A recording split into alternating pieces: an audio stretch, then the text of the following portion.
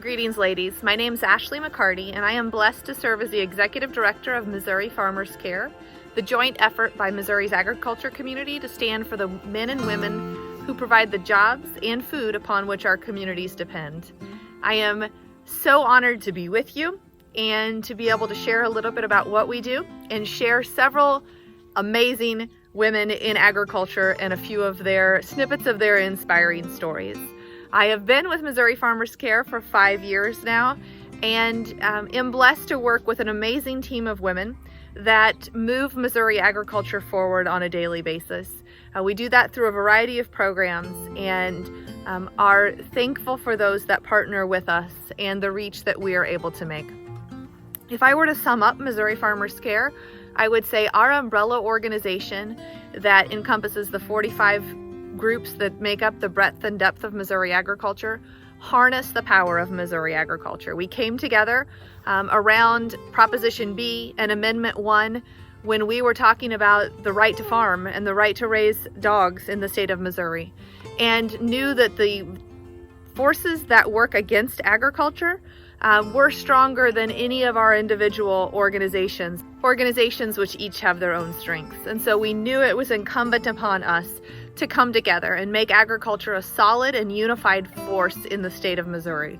I'm proud to say we've been able to pull that off. Almost a decade in now, agriculture speaks with one voice, is well respected in the Capitol, and reaches outside of the farm and outside the halls of the Capitol to make sure that consumers have an increasing understanding of the agriculture that they're typically further disconnected from. None of this could happen without the power of partnership and the connections that we're able to make. So whether that's our partners and our members of Missouri Farmers Care, or men and women across the state who are absolutely committed to seeing a bright future for Missouri agriculture, they are moving the needle. And so we're sharing several women today, and this is a small sampling of women who are absolutely rocking what they do every day.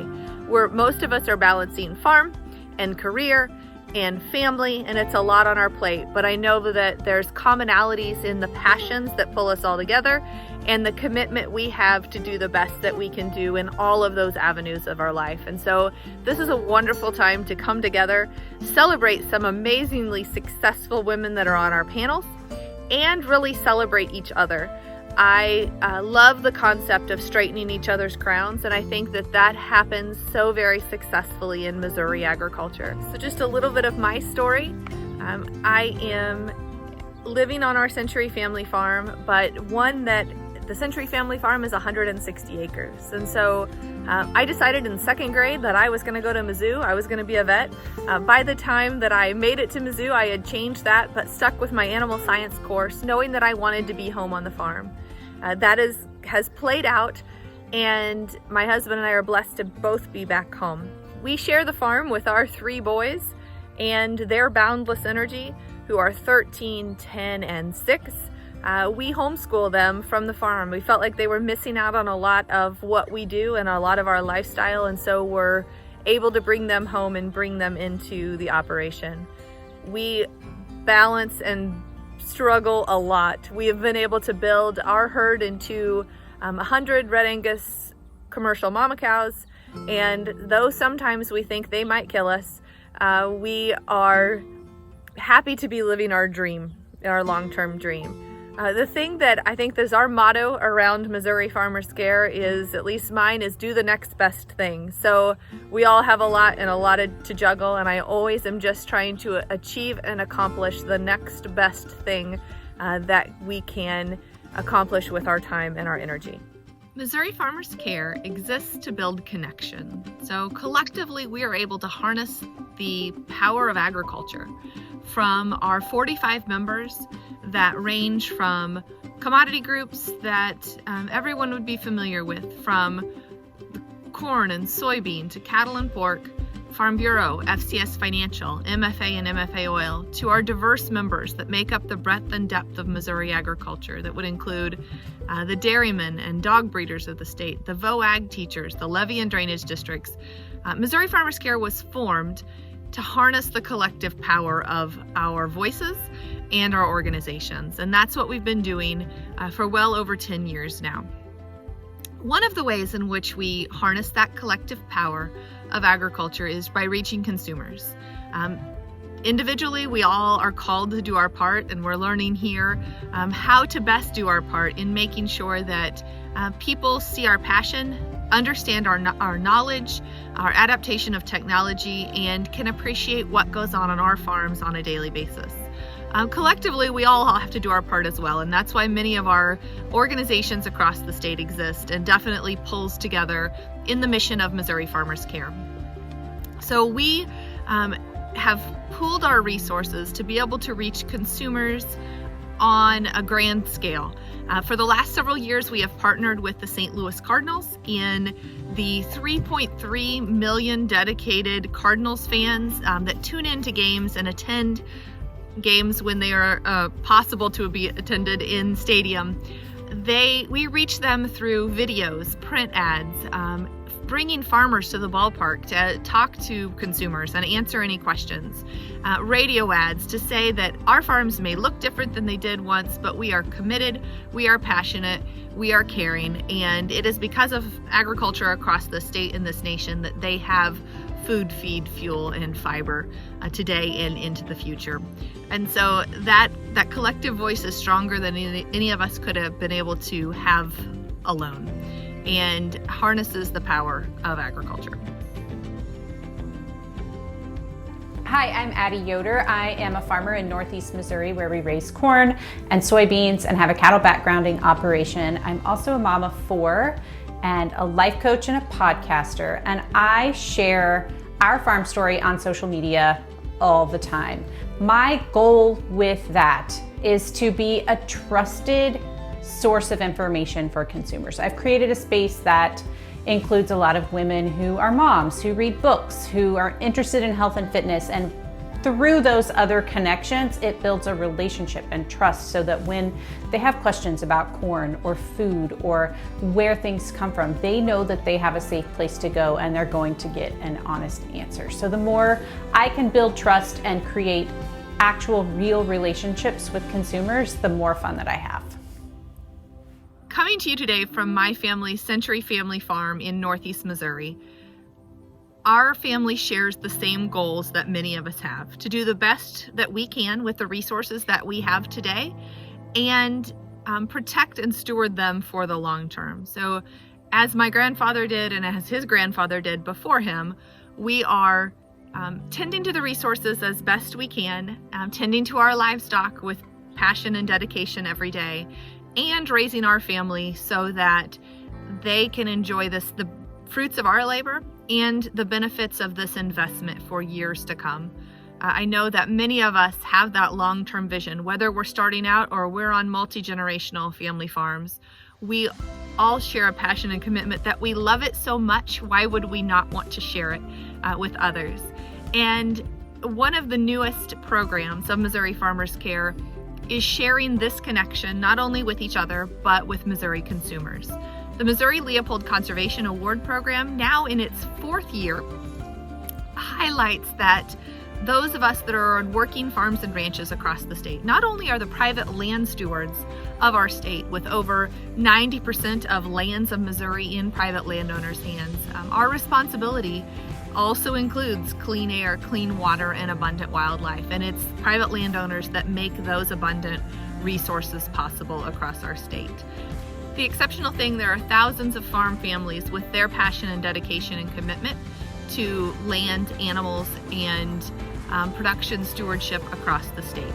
We've been able to highlight these Leopold Conservation Award recipients in a way that helps to connect consumers with what it looks like to farm today, what it looks like to ranch today, and the shared values that we have across Missouri agriculture. From Kate and Matt Lambert of Uptown Farms in Laclede, Missouri, to John and Sandy Schurter and Curtis and Holly Delgman in Pike County, Missouri, to last year's award recipients, the Brinker family in Callaway County.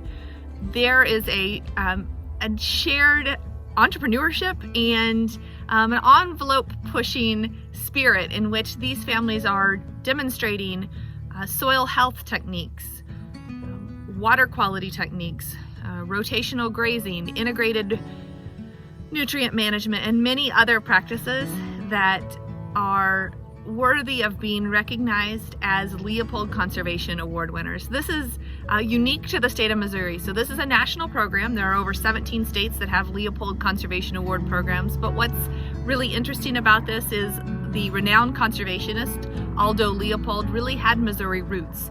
Though he taught in the upper Midwest, in colleges across the upper Midwest, he had land in Missouri, down in the Ozarks, and had an affinity for private landowners and the work that they do to ensure environmental quality and sustainability moving into the future.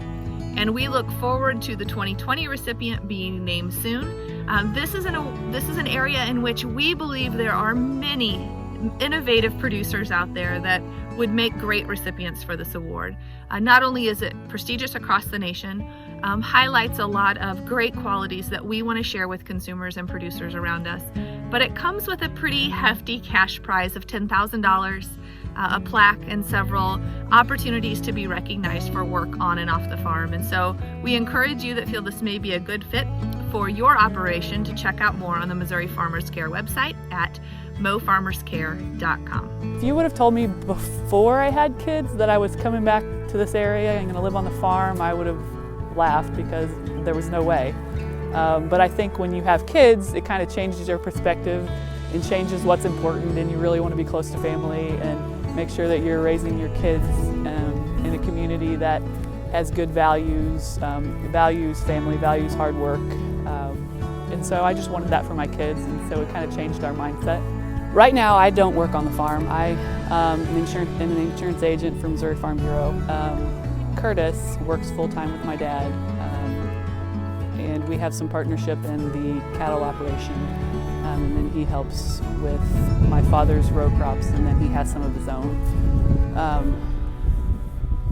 You know, the long view of this would be, you know, for us to hopefully to keep the family farm going when my dad's ready to retire, so that we can keep the farm together and going, and we'll give opportunity for, you know, our kids or my nieces and nephews, if they want to become part of the farm, you know, allow them to step in and to keep that tradition going, you know, keep the farm in the family. So that's really important to us.